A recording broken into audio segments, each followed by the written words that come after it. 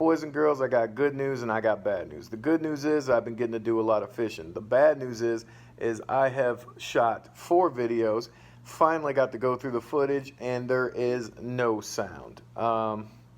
Is what it is. I went through all my equipment. Everything seems to work fine and work good now, but it didn't at the time, and I don't understand why. But I still want to put at least a couple of them out because I really enjoyed it and it was a really good time filming them. But some other good news is I just got my new camera in, and that should make things quite a bit easier on the editing side and dealing with equipment issues.